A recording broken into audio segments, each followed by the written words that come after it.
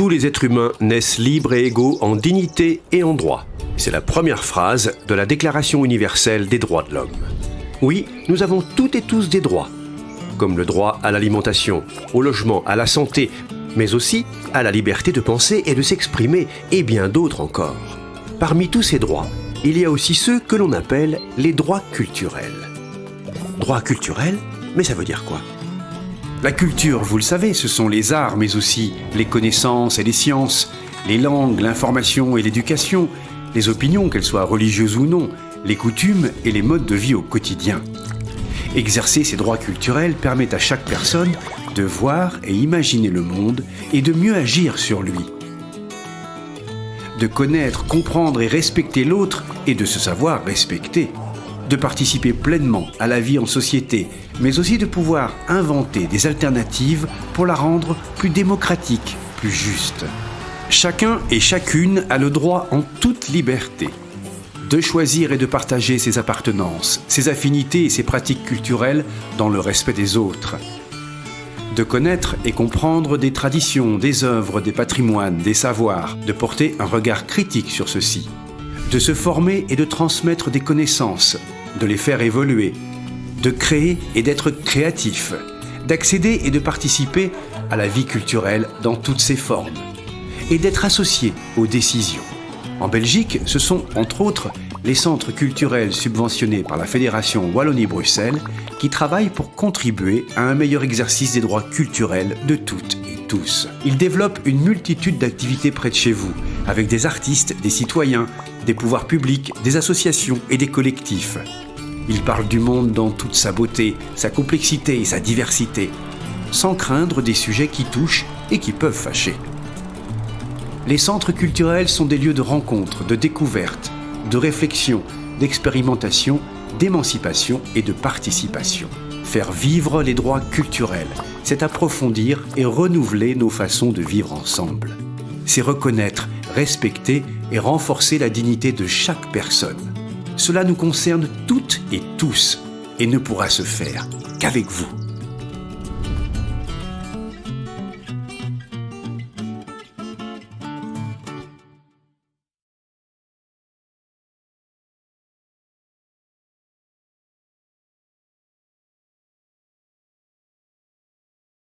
Voir pour comprendre. La Déclaration universelle des droits de l'homme. Emprisonnement injustifié de journalistes en Turquie, situation effroyable des civils en Syrie, traitement inhumain des réfugiés en France, les violations des droits humains ne cessent de faire la une de l'actualité. Alors quels sont ces fameux droits si souvent invoqués et si rarement respectés? Il était une fois la Déclaration universelle des droits de l'homme. Au lendemain de la Seconde Guerre mondiale, pour qu'on bascule plus jamais dans une telle barbarie, la communauté internationale a décidé d'élaborer un texte sur les droits communs à toutes et à tous. Un texte qui s'impose à tous les États et qui protège tous les êtres humains contre toutes les discriminations. Un texte qui garantit le droit à la vie, à la dignité, à l'égalité, à la sécurité, à la santé, à la liberté d'expression et d'opinion, à l'éducation, à une justice équitable. C'est comme ça qu'au bout de 4 ans de travail acharné, le 10 décembre 1948, la Déclaration universelle des droits de l'homme était adoptée par les Nations Unies. Retranscrit dans plus de 500 langues, c'est un des textes les plus traduits au monde. Mais cette déclaration ne sort pas de nulle part. Plusieurs textes tout au long de l'histoire des sociétés humaines ont posé des règles de vie communes. Le cylindre de Cyrus, écrit en Perse en 539 avant Jésus-Christ, est considéré comme la première déclaration des droits de l'homme dans le monde. On y retrouve le droit à l'égalité et la liberté de choisir sa religion. La charte du Mandé en Afrique de l'Ouest, élaborée au XIIe siècle, incluait les principes d'égalité, le respect d'autrui, le droit de réparation en cas de préjudice et interdisait l'esclavage. La Magna Carta, rédigée en 1215, prévoyait pour la première fois au monde des mesures de protection de la liberté individuelle. En Angleterre, le Bill of Rights de 1689 mettait la loi au-dessus du roi. L'habeas corpus en 1679 limitait la détention provisoire arbitraire. Le 4 juillet 1776, la Déclaration d'indépendance des États-Unis consacrait les principes de droits inaliénables des individus, d'égalité des hommes, de respect de l'opinion, de l'humanité et proclamait le droit à la recherche du bonheur.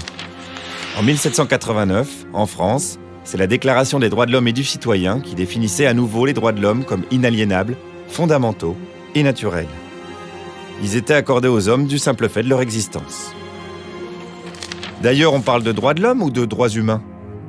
Avant d'aller plus loin, un petit aparté pour comprendre pourquoi il est important de faire la distinction entre droits de l'homme et droits humains.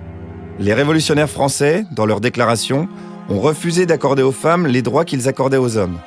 En parlant de droits de l'homme, ils privaient donc la moitié de la population de ces droits. Même si ce n'est pas le cas de la Déclaration universelle des droits de l'homme de 1948, l'expression « droits de l'homme » conserve une certaine ambiguïté. C'est pourquoi à Amnesty International, parmi d'autres organisations, nous avons choisi d'utiliser en français l'expression « droits humains » depuis 1997. Alors quels sont précisément ces droits ? Ces droits, regroupés en 30 articles, assurent la protection fondamentale de la personne et de sa dignité. Le but de l'ensemble de ces droits est la protection fondamentale de la personne humaine et de sa dignité, en temps de paix comme en temps de guerre, et quel que soit le régime politique d'un État. Le premier article est le plus connu. Tous les êtres humains naissent libres et égaux en dignité et en droit. Ces droits sont répartis entre la première, la deuxième et la troisième génération. Les droits de la première génération, ou droits civils et politiques, remontent aux déclarations des droits de l'homme de la fin du XVIIIe siècle. Ils sont énoncés pour permettre à chacune et chacun de se défendre contre les abus des États. On y retrouve la liberté d'opinion, d'expression, de pensée, de religion, le droit des minorités, l'interdiction des discriminations, de la torture, de l'esclavage. Les droits de la deuxième génération, ou droits économiques, sociaux et culturels, sont apparus en réaction à l'appauvrissement et à l'exploitation des populations au cours du XIXe siècle. Ils ont pour but d'assurer à chacune et chacun la satisfaction de ses besoins de base et des conditions favorables à son épanouissement personnel.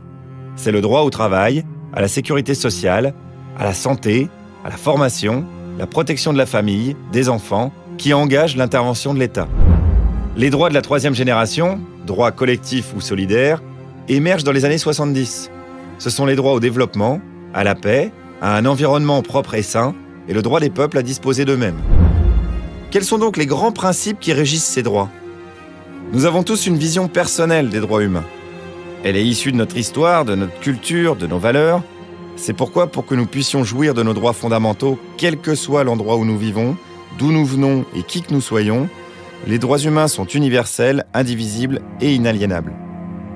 Universels, ça signifie qu'ils s'appliquent à tous les individus, partout dans le monde, sans limite de temps.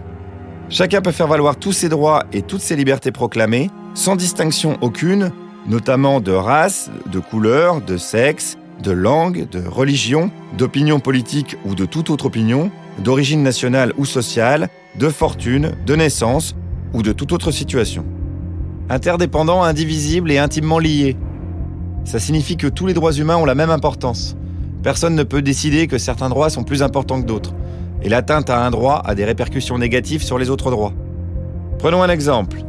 Si t'as pas de maison, donc tu dors dans la rue, tu dors mal, t'as froid, tu risques de te faire agresser, tu tombes malade, si t'es un enfant, tu vas pas à l'école, si t'es un adulte, tu trouves pas de travail. Donc la violation du droit au logement entraîne celle du droit au repos, aux soins, à l'éducation, au travail et bien d'autres encore. Inaliénable ou inné. Ça signifie que les droits humains ne peuvent pas être retirés. En aucune circonstance, pas même dans des situations d'urgence ou en temps de guerre. Ils sont inséparables de l'existence de l'homme qui les possède dès sa naissance, du simple fait d'être un être humain. Où en sommes-nous aujourd'hui ? On peut se réjouir. Au XXe siècle, de nombreux progrès ont été réalisés. La peine de mort est abolie dans un nombre croissant de pays. Des instances internationales, comme la Cour pénale internationale, sont mises en place. Le traité sur le commerce des armes permet un contrôle de plus en plus efficace. Le mariage pour tous devient légal dans certains pays. Et de plus en plus de gens ont conscience qu'il est impensable de vivre comme si ce qui se passe à l'autre bout du monde ne nous concernait pas.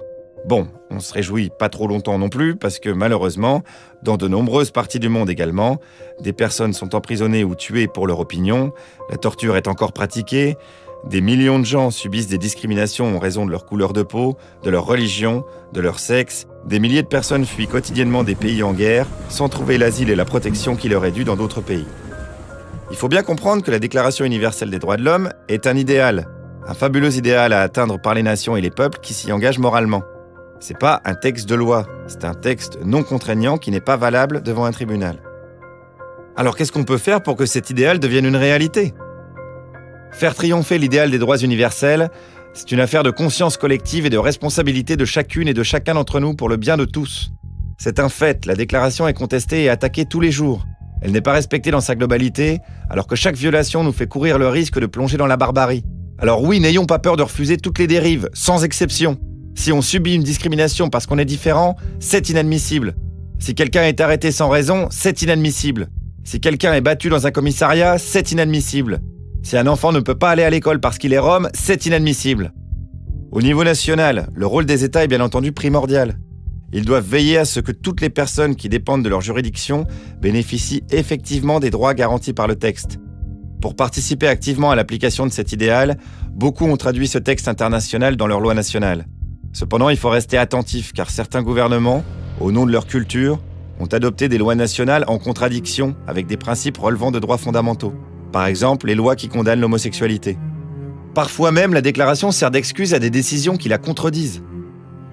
C'est par exemple le cas de l'ouverture de la tristement célèbre prison de Guantanamo, ou plus globalement des lois dites antiterroristes.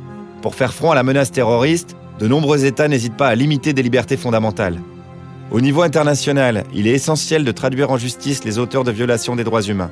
Sans justice, la paix et le respect des droits fondamentaux sont impossibles. Tant que les auteurs de crimes font ce qu'ils veulent sans jamais être punis, des enfants continueront d'être recrutés pour faire la guerre, des femmes seront violées et maltraitées, des villages entiers continueront d'être pillés et saccagés. Et pour que les victimes obtiennent réparation, il faut que les préjudices causés soient reconnus par la justice. Il existe aussi de nombreuses conventions qui ont été signées pour compléter et renforcer la déclaration. Des textes à portée universelle et à valeur juridique qui permettent de protéger un groupe particulier de personnes, comme les femmes, les enfants ou les migrants, ou de pallier une situation particulière. Lutte contre la torture, discrimination raciale. Le chemin est encore long avant que cet idéal devienne une évidence. Chaque pas accompli, chaque victoire obtenue nous en rapproche. Chacun d'entre nous peut devenir un acteur essentiel de cette évolution. Pour cela, il suffit jour après jour de s'engager en revendiquant haut et fort la liberté d'expression, en manifestant ou en signant des pétitions, en partageant des informations, en refusant systématiquement toutes les discriminations. Comme le disait Kofi Annan, les droits de l'homme sont des droits que toute personne possède en tant qu'être humain. Nous sommes tous des êtres humains. Nous méritons tous les droits de l'homme. L'un ne va pas sans l'autre.